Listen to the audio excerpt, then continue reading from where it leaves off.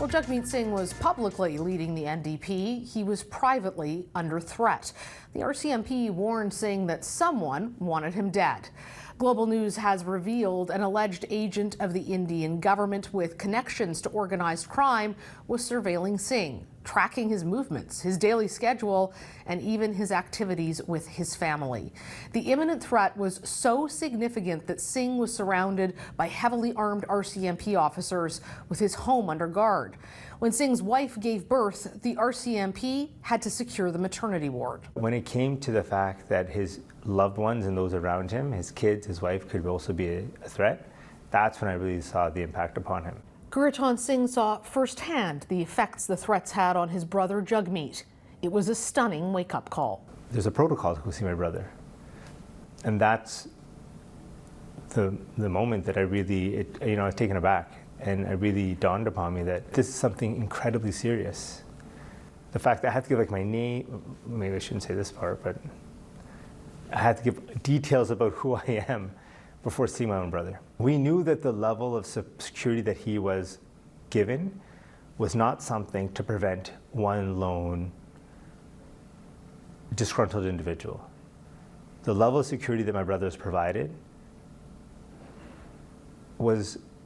could only be in response to an organized, targeted attack against my brother. That's the only conclusion you could lead. When the threat came to my brother, we all immediately, in our minds, thought that it was the Indian government again. To Jagmeet Singh's family, it underlined there was no line that the government wouldn't cross. Joining us now from the World Sikh Organization is Balpreet Singh. Mr. Singh, thank you so much for making time for us today. Thank you for having me. When you heard about the level of threat on Jagmeet Singh's life and the kind of security around him, were you surprised by that? I was surprised that it was someone as high profile as Jagmeet. So he is definitely one of the most high profile Sikhs in Canada. And if someone like him can face a threat from the government of India, then what's there to say for the over a dozen Sikh Canadians that are facing similar threats? So yeah, it was actually quite surprising. And when you talk about it being the government of India, our security sources have said this person was believed to be a potential government to the agent of India. They'd been connected to Indian government-directed activities before. They'd also been connected to organized crime, a group called the Lawrence Bishnoi Gang, who is a transnational criminal organization who've been known to carry out violence on behalf of the Indian government before, including here in Canada. You believe that this was for certain the Indian government who was behind this and not just somebody connected?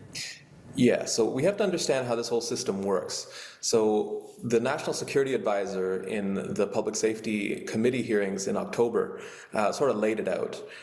She explained that diplomats here, Indian diplomats and their proxies, were passing on information to sources in India who are then passing it off onto the Lawrence Bishnoi Gang, which is a transnational crime network. And their job was to basically wreak havoc. So that was violence, shooting, extortions, and indeed assassinations. So we know that Jagmeet was a target of the government of India. There's a targeted disinformation campaign around him.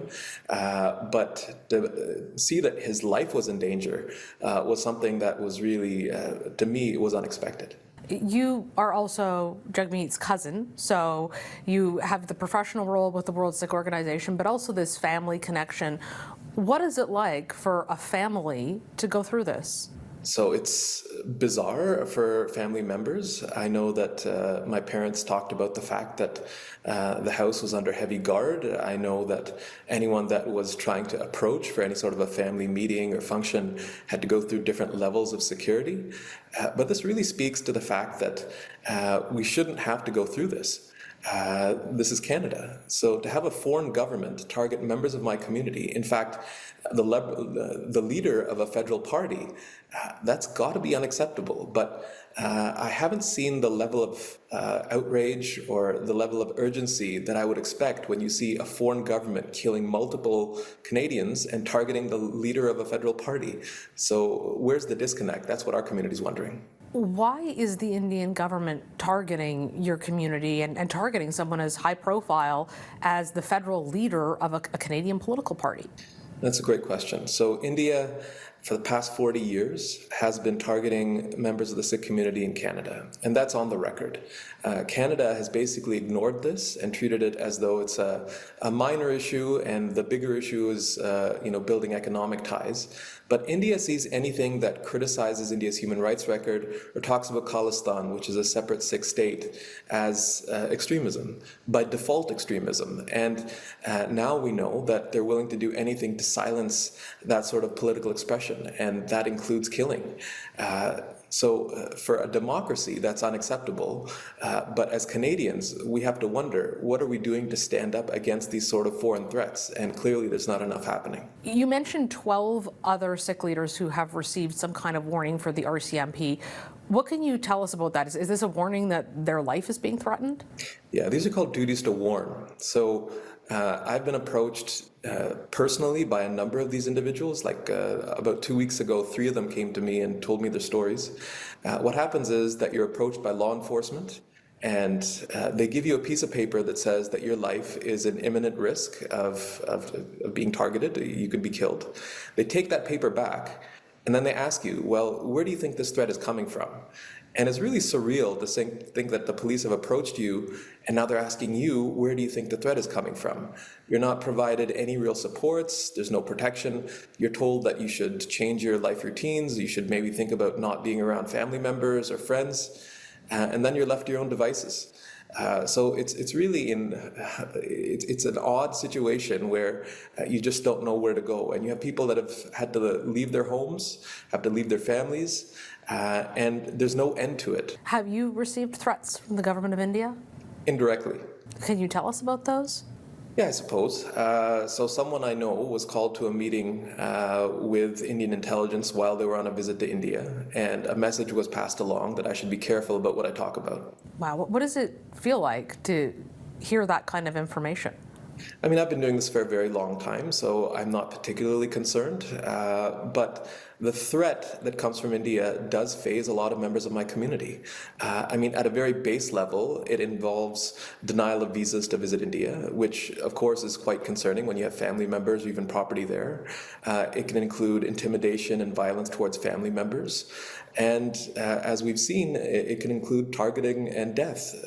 So, I mean, we have to appreciate that India does not observe even basic human rights. There's tens of thousands of Sikhs that have died in India in extrajudicial killings. But the fact that India has brought that system to Canada is what really concerns us now. So what was your reaction when the Prime Minister invited Prime Minister Narendra Modi from India to travel here for the G7 and continued to have meetings with him to say they'll continue to collaborate on intelligence and discussing law enforcement matters? What is your thought when you see your Prime Minister making that decision? The word that comes to mind is betrayal. So we're not against dialogue, but it's got to be principled. But here, it was a complete display of appeasement. So India has still not acknowledged any role in foreign interference or transnational oppression in Canada. In the US, they've acknowledged a role, and they're having inquiries, and they're cooperating with investigations. In Canada, the RCMP have told us there's at least 3 homicides and ongoing extortions. So you talked about the Bishnoi gang. Just in May, a Sikh businessman was shot dead outside his business in Mississauga, and the Bishnoi gang took responsibility for it. Every single day we're hearing about shootings linked to this gang, extortions. And there was not one thing that came out of that meeting except for pleasantries around economic ties and bringing back the High Commissioner.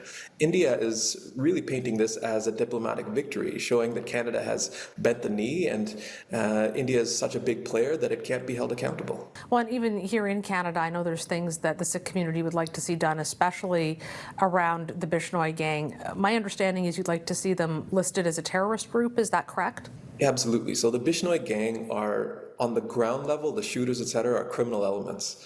But the people that are directing it have their roots in the highest levels of the Indian government. So according to our National Security Advisor, our Deputy Foreign Affairs Minister, it goes as high as Prime Minister Modi's inner circle. So we want to see the Bishnoi gang listed, but we also want to see sanctions against individuals in the government of India who've been directing these operations.